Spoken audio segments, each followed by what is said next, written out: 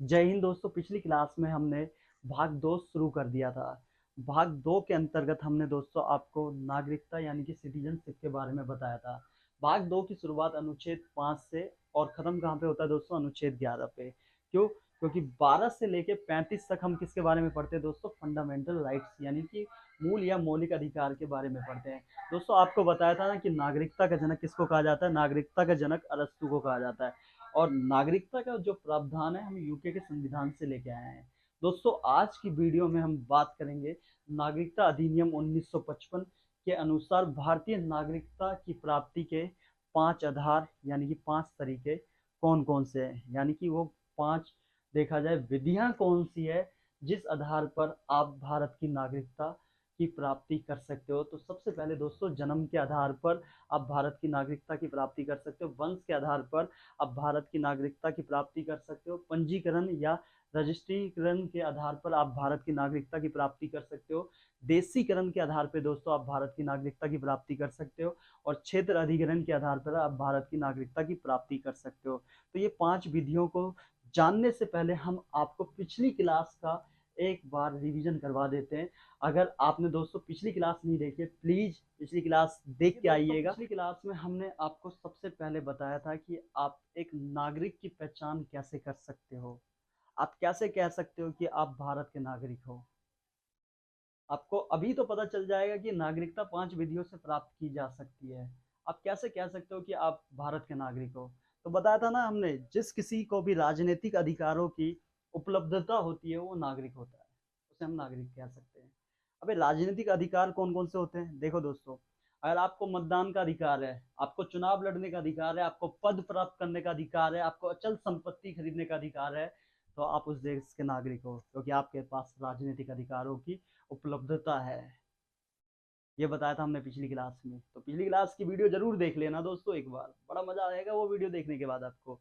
फिर उसके बाद दोस्तों हमने आर्टिकल 5 बताया था, जिसमें कहा गया है कि 19 जुलाई 1948 को भारतीय क्षेत्र में पाए जाने वाले ऐसे भारतीयों को भारतीय माना जाएगा जो निम्न शर्तों को पूरा करते होंगे। या भारतीय कहा जाएगा जो निम्न शर्तों को पूरा करते हो, या तो उसका जन्म भारत में हुआ हो, या उसके माता पिता का जन्म भारत में हुआ हो, या अस्थायी रूप से 5 वर्ष से भारत में रहता हो। फिर आर्टिकल 6 बताया गया था पाकिस्तान से भारत आने वालों की नागरिकता। 7 में बोला गया है भारत से पाकिस्तान जाने वालों की नागरिकता।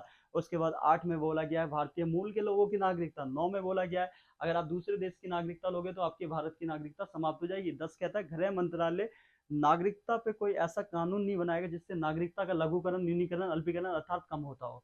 और 11 कहता था कि दोस्तों कि भाई ऐसा नहीं है कि जो 10 में बातें लिखी, देखो 11 कहता है कि 10 में जो बातें लिखी वो सही है।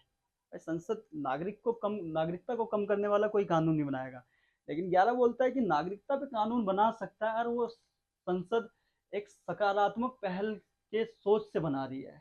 और संसद को लगता है ये देखा जाए सकारात्मक बढ़ाने वाला है तो कानून बनाया जा सकता है। और संसद का देखा जाए कौन सा मंत्रालय कानून बनाएगा? गृह मंत्रालय। तो ये याद रखना। तो दोस्तों स्टार्ट शुरू करते हैं हम कि भाई भारत की नागरिकता आप 5 विधियों से कैसे प्राप्त कर सकते हो। पहला है आपका जन्म के आधार पर। क्या क्या है? जन्म के आधार पर 26 जनवरी 1950 को हमारे देश का संविधान लागू हो गया। और 1 जुलाई 1987 से पहले, 26 जनवरी 1950 को संविधान लागू हो गया, उसके बाद और 1 जुलाई 1987 से पहले अगर कोई बंदा है, कोई दूसरे देश का नागरिक है, वो आया था भारत घूमने और वो क्या हुआ कि उसका बच्चा भारत में ही हो गया, भारत में हो गया, तो भाई बच्चा भारत में हो गया, जो बच्चा हुआ है उसके माता पिता की राष्ट्रीयता को क्या है कि यहाँ पे बताया गया है कि राष्ट्रीयता पर विचार नहीं किया जाएगा और उसे क्या नागरिकता की प्राप्ति का अधिकार होगा। यानी कि भाई देखो सिंपल है, अगर कोई बंदा बाहर से आया, अपने क्या है कि भाई बीबी के साथ क्या है भारत में क्या है ताजमहल देखने आया था और बच्चा हो गया आगरा में, ठीक है, तो भाई उसके माता पिता की क्या राष्ट्रीयता है उस पर कोई विचार नहीं किया जाएगा, उस बच्चे को क्या है भारत की नागरिकता प्राप्त हो जाएगी। ये कहता है 26 जनवरी 1950 से 1 जुलाई 1987 से पहले।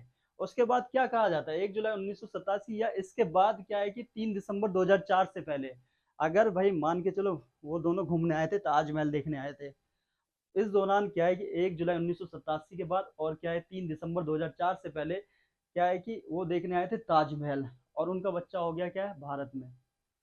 अगर वो लोग क्या है कि भाई उनमें दोनों में से अगर कोई या माता पिता में से कोई अगर एक भारतीय है तो उसको भारत की नागरिकता मिल जाएगी। अगर वो दोनों देखा जाए तो अमेरिका के सिटीजन है तो उनको क्या भारत की नागरिकता नहीं मिलेगी। लिखा ना 1 जुलाई 1987 या इसके बाद 3 दिसंबर 2004 के पहले ऐसे जन्मे व्यक्ति के माता अथवा पिता में से कोई एक भारतीय नागरिक रहा हो तो उसे भारत की नागरिकता मिल जाएगी। फिर बोलता है 3 दिसंबर 2004 के बाद क्या बोलता है, जन्मे व्यक्ति के माता पिता दोनों क्या होने चाहिए, भारतीय होने चाहिए। पहले बोल रहा था माता पिता में से कोई एक, लेकिन 3 दिसंबर 2004 को फाइनल कर दिया गया कि भाई जब तक माता पिता दोनों भारतीय नहीं होंगे तो उसे भारत की नागरिकता नहीं मिलेगी।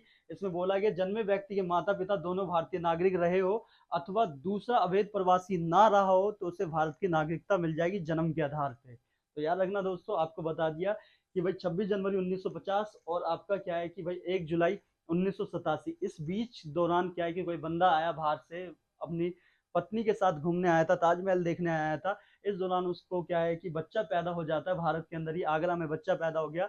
तो क्या है उसके माता पिता की जो भी राष्ट्रीयता है उसको देखा नहीं जाएगा और उस बच्चे को भारत का नागरिक मान लिया जाएगा। लेकिन 1 जुलाई 1987 या 3 दिसंबर 2004 से पहले ये घोषित कर दिया गया कि भाई उसके देखा जाए अगर उस बच्चे का जन्म अगर भारत में होता है तो कोई बात नहीं, ठीक है भाई, होना चाहिए बच्चे का जन्म। लेकिन अगर उसे भाई जन्म के आधार पर नागरिकता चाहिए तो उसके माता पिता में से कोई भारतीय होना चाहिए। फिर 3 दिसंबर 2004 को क्या है कि भाई फाइनल कर दिया गया, 3 दिसंबर 2004 के बाद कहा गया है कि माता पिता दोनों भारतीय होने चाहिए, तब उसे क्या भारत की नागरिकता मिल जाएगी। और एक और बात कह दी, अवैध अवैध प्रवासी ना रहा हो, अवैध तरीके से प्रवास ना किया हो तो ही नागरिकता मिलेगी जन्म के आधार पे। उसके बाद आता है दोस्तों वंश के आधार पे भारत की नागरिकता कैसे मिल सकती है। ऐसा व्यक्ति जो भारत के बाहर पैदा हुआ है, ऐसा व्यक्ति जो भारत के बाहर पैदा हुआ है वंश के आधार पर भारतीय नागरिकता की प्राप्ति कर सकता है। ठीक है, जैसे आपने शादी की और आप चले गए कहाँ, अमेरिका। ठीक है, अमेरिका में जाके जॉब कर रहे हो आप, उस दौरान क्या हुआ कि आपका बच्चा हो गया, तो भाई वंश के आधार पे आपका बच्चा क्या है नागरिकता के लिए क्या है, नागरिकता की प्राप्ति कर सकता है। लेकिन कुछ शर्तें हैं। अब ये शर्तें 26 जनवरी 1950 के बाद और दिसंबर 1992 से पहले अगर बच्चा क्या है कि दूसरे देश में पैदा हुआ, बस उसका पिता भारतीय नागरिक होना चाहिए तो आपको क्या भारत की नागरिकता मिल जाएगी। ठीक है, उसके बाद 10 दिसंबर 1992 से 3 दिसंबर 2004 से पहले बोल दिया गया कि माता पिता में से कोई एक भारतीय नागरिक होना चाहिए तो उसको भारत की नागरिकता मिल जाएगी। ये किस किस आधार पे मिलेगी, वंश के आधार पे। क्यों, ऐसा व्यक्ति जो भारत के बाहर पैदा हुआ है, ये याद रखना, भारत के बाहर पैदा हुआ है तो वंश के आधार पे भारतीय नागरिकता की प्राप्ति कर सकता है। यहाँ पे साफ कह दिया गया 26 जनवरी 1949 के बाद और दिसंबर 1992 से पहले अगर उसका पिता भारतीय है तो भारतीय नागरिकता मिल जाएगी। और 10 दिसंबर 1992 से और भाई आपका 3 दिसंबर 2004 से पहले बोल दिया गया माता पिता में से कोई एक होगा तो भी उसे भारत की नागरिकता मिल जाएगी। किस आधार पे, वंश के आधार पे। फिर 3 दिसंबर 2004 के बाद फाइनल कह दिया गया है कि माता पिता को यहाँ घोषित करना होगा उसका नाबालिग बच्चे के पास किसी अन्य देश का पासपोर्ट नहीं है, जन्म की तारीख से 1 वर्ष के भीतर, क्या जन्म की तारीख से 1 वर्ष के भीतर वाणिज्यिक दूतावास पंजीकरण करवाना होगा उससे। और यदि उसकी अवधि समाप्त हो गई है तो वो क्या पंजीकरण केंद्र सरकार के अनुमोदन से ही होगा, नहीं तो नहीं होगा। तो ये याद रखना आपको, वंश के आधार पर नागरिकता की बात साफ करता है। ऐसा व्यक्ति जो भारत के बाहर क्या है पैदा हुआ, वंश के आधार पर क्या नागरिकता की प्राप्ति कर सकता है, जिसमें आपको 26 जनवरी 1950 के बाद और दिसंबर 1992 से पहले और उसके पिता की भारतीय तो उसे भारत की नागरिकता मिल जाएगी। 10 दिसंबर 1992 से और 3 दिसंबर 2004 से पहले माता पिता में से कोई एक भारतीय होना चाहिए तो उसे भारत की नागरिकता मिल जाएगी। और 3 दिसंबर 2004 के बाद बता दिया गया है कि माता पिता को यहाँ घोषित करना होगा उनके नाबालिग बच्चे के पास किसी अन्य देश का क्या है कि पासपोर्ट नहीं होना चाहिए, जन्म की तारीख से 1 वर्ष के भीतर वाणिज्यिक दूतावास पंजीकरण करवाना होगा। यदि उसकी अवधि समाप्त हो गई है तो भाई पंजीकरण केंद्र सरकार के अनुमोदन से ही होगा। तो ये था दोस्तों आपका क्या है, वंश के आधार पे। अगला है पंजीकरण के आधार पे नागरिकता की बात करें, ये भारतीय मूल की बात की गई, भारतीय मूल के व्यक्ति की बात की गई। भारतीय मूल का व्यक्ति पंजीकरण के माध्यम से भारतीय नागरिकता की मांग कर सकता है, ये याद रखना। ठीक है, पंजीकरण यानी रजिस्ट्रेशन के हिसाब से मांग कर सकता है। नागरिकता की मांग की बात करें तो नागरिकता की मांग से पूर्व 7 वर्ष से भारत में सामान्य रूप से निवासी हो, 7 वर्ष से भारत में क्या सामान्य रूप से निवासी हो, 7 साल से भारत में रह रहा हो। नागरिकता की मांग से पूर्व 1 वर्ष से लगातार भारत का निवासी हो तो उसे क्या है कि रजिस्ट्रेशन के माध्यम से भारत की नागरिकता मिल सकती है। तो भारतीय मूल का व्यक्ति पंजीकरण के माध्यम से भारतीय नागरिकता की प्राप्ति कर सकता है, ये याद रखना। ठीक है, नागरिकता की मांग से याद रखना 7 वर्ष पूर्व भारत में सामान्य रूप से निवासी हो, भारत का सामान्य रूप से निवासी हो 7 सालों से। उसके बाद नागरिकता की मांग से पूर्व, नागरिकता की मांग करने से पहले 1 वर्ष से लगातार भारत का निवासी हो, तो उसे क्या है कि भारत की नागरिकता मिल सकती है। उसके बाद भाई प्राकृतिकरण की बात करें तो क्या है कि देशीकरण के आधार पर, याद रखना, किसी भी विदेशी, ये विदेशियों के लिए है, ठीक है, जो भारत के नहीं है, किसी भी विदेशी को 12 वर्ष की अवधि पूर्ण होने के आधार पर देशीकरण से नागरिकता दिया जा सकता है। और उसने 12 साल से क्या है भारत में रह रहा है और 12 साल कंप्लीट हो गए हैं, तो वो क्या है भारत की नागरिकता की मांग कर सकता है।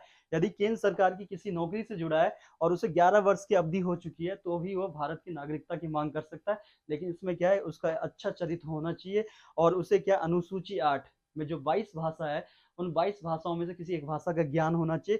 केंद्र सरकार के पास विशेष अधिकार होगा कि वहाँ इन शर्तों में छूट के साथ भी विदेशी को भारतीय नागरिकता दे सकता है।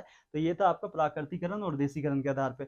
अधिकरण क्षेत्र के आधार पर नागरिकता की बात करें तो यहाँ पे बोला गया है, जब किसी विदेशी क्षेत्र को भारत में शामिल किया जाएगा, जब किसी विदेशी क्षेत्र को भारत में शामिल किया जाएगा, तो ऐसा निश्चित तिथि से उस क्षेत्र के लोगों को क्या भारतीय नागरिक माना जाएगा। जैसे 1975 से पहले सिक्किम एक अलग पृथक देश था, लेकिन 1975 में जब सिक्किम को 22वां राज्य बना दिया गया, तो एक तिथि थी ना, तिथि, एक निश्चित तिथि थी, और इस तिथि में क्या हुआ, उस क्षेत्र के लोग अपने आप ही भारत के नागरिक हो गए।